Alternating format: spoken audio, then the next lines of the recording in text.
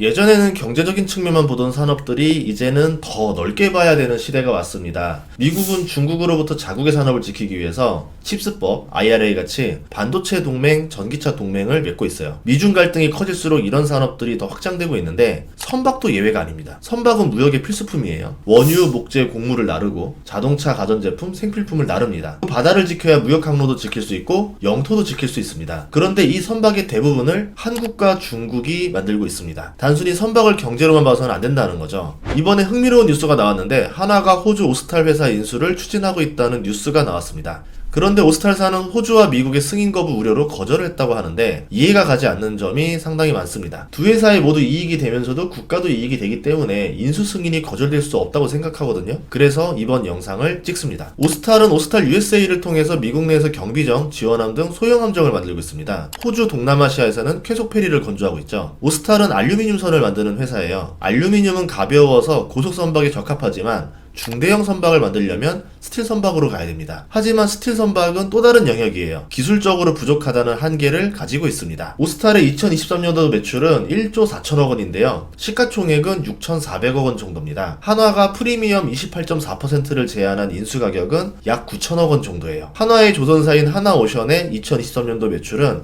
7조 4천억 원이고 시가총액은 8조 4천억 원입니다. 그런데 오스탈은 왜 매각을 추진하는 걸까요? 기사를 보면 작년 당시 하나와 두 개의 캐피탈 회사가 인수를 고려했었습니다.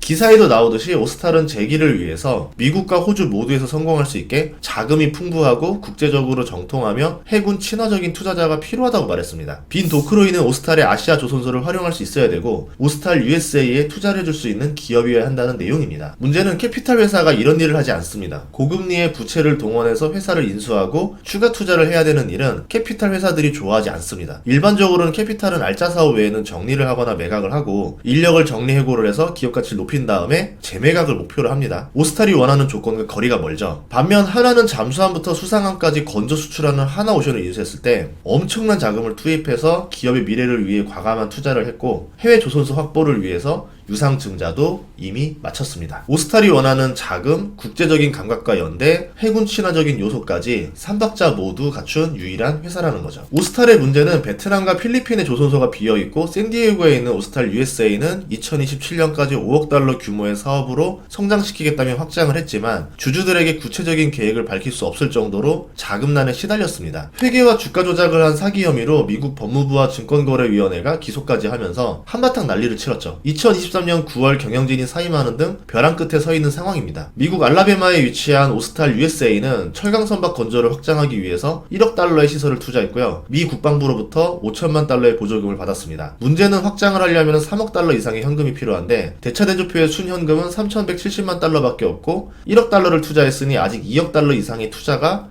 더 필요한 상황입니다. 오스탈이 철강 선박 기술이 없어서 계획에 어려움 겪는 걸 봤을 때 초기 추정치보다 20에서 30% 초과 지출이 나올 것으로 보고 있고요. 그렇게 되면은 3억 6천 달러에서 4억 달러의 현금이 더 필요합니다. 오스탈사가 더 많은 수주를 하기 위해서는 스틸 선박을 제작해야 되고 그러기 위해서는 새로운 투자와 기술, 경험, 장비, 인력이 필요합니다. 한국은 최초 강선인 신양호를 1963년에 만들었는데 1962년에 등록된 강선 조선소는 9개나 될 정도로 60년 넘게 강선을 제작한 경험과 고도의 기술력을 가지고 있습니다. 하나는 오스틸사의 강선 건조 역량 보완이 가능하다라는 거죠. 하나는 세계적인 군함 제작 능력을 가진 회사로 7,500톤급 이지스함인 양만추함도 만들었고요. 3,000톤급 잠수함도 수주하는 등 대형 선박뿐만 아니라 군함 능력에 있어서도 세계적인 회사입니다. 2024년 2월에는 미국 해군성 장관이 한국에 와서 하나오션을 방문했는데요. 함조 건조 현장을 보고 미국 해군 MRO 사업을 포함한 함정 사업 수행을 위한 시설과 준비 사항을 점검하고 협력 방안을 협의한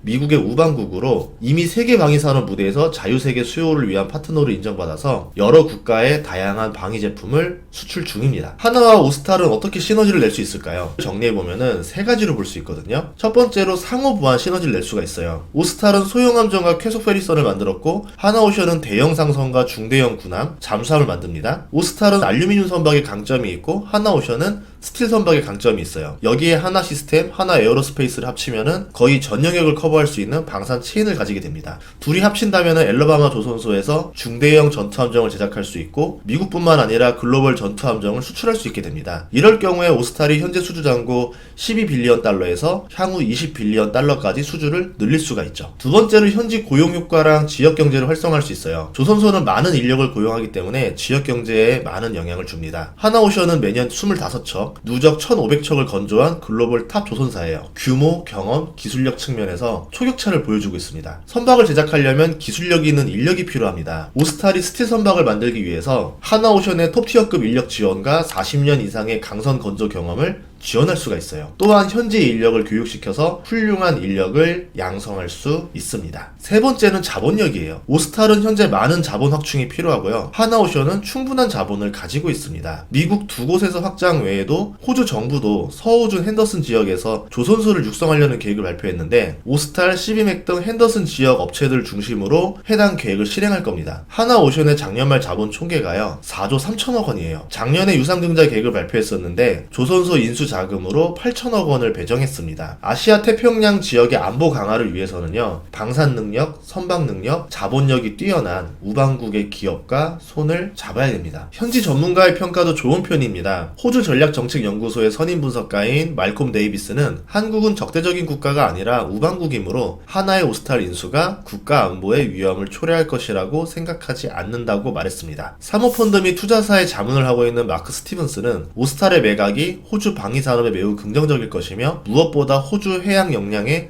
큰 도움이 될 거라고 말했습니다. 저는 이런 이유로 오스탈의 인수 거절이 이해가 가지가 않았습니다. 그래서 전문가 한 분을 더 모셨는데요.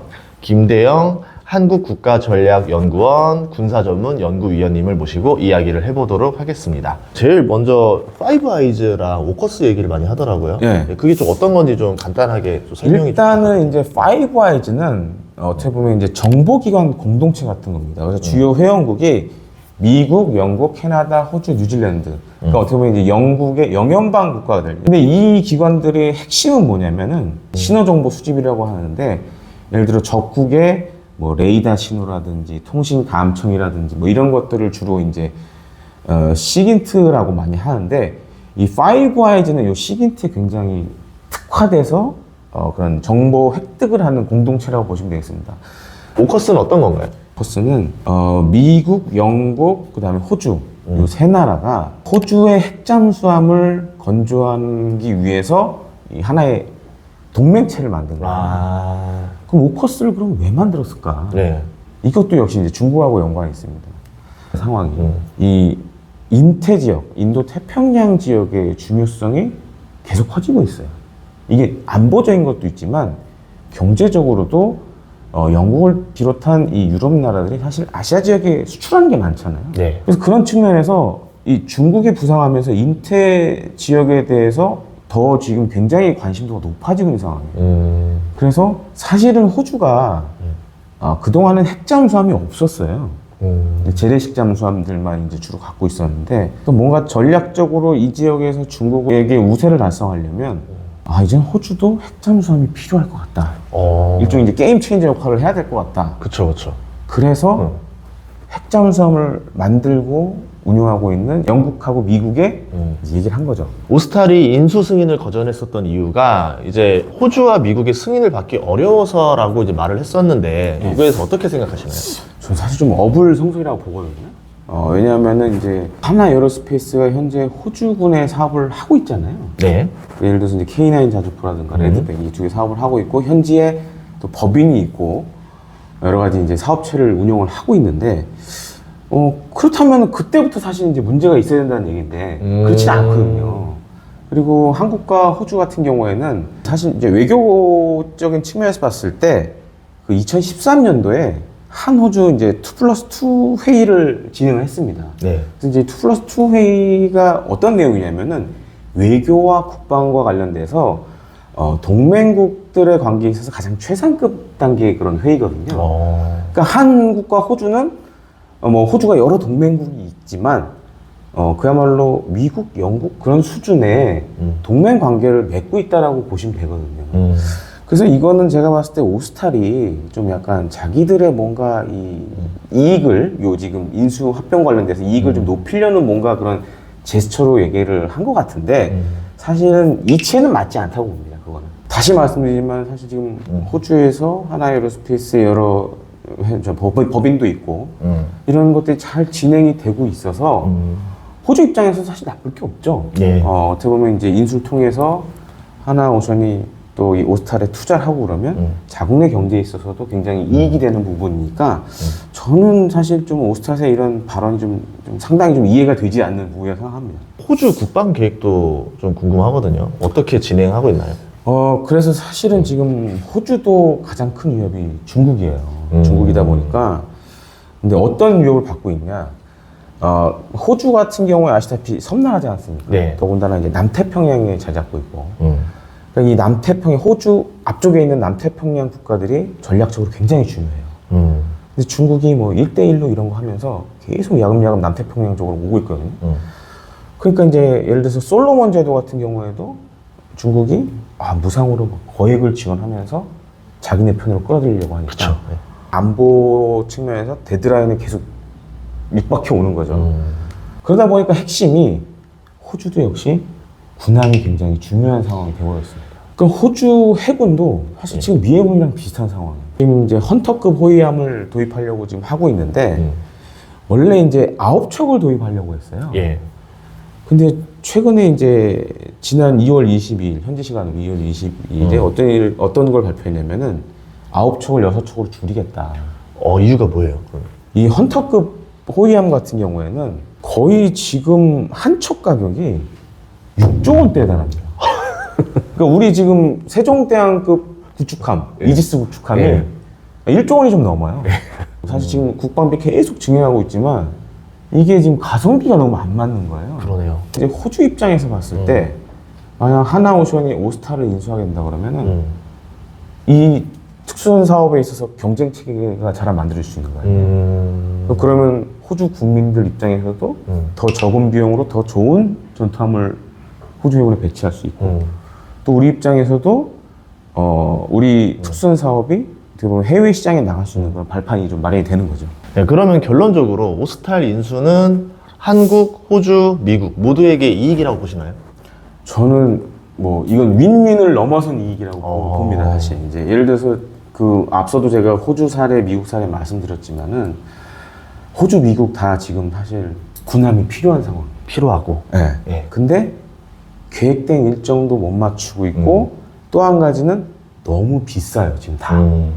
특히 호주 같은 경우에는 이제 한계 조선소가 독점적으로 하다 보니까 아니 뭐 헌터급 제가 호위함 말씀드렸지만 세종대왕급의 거의 뭐 5-6배 가격이니까. 예. 그러니까 이거는 호주 정부 입장 그리고 호주 국민의 납세자적 입장에 봤을 때도 굉장히 손해죠. 네, 이렇게 군사 전문가분의 이야기까지 듣고 나니까 저는 좀 더 이해가 가지 않는 것 같아요. 오스탈이 왜 인수를 거절하는지, 여러분들은 좀 이해가 가는지 한번 좀 생각을 해보는 시간이 됐으면 좋겠습니다. 네, 출연해주셔서 감사하고요. 예, 맞습니다. 다음 시간에도 좋은 정보로 찾아뵙겠습니다. 감사합니다.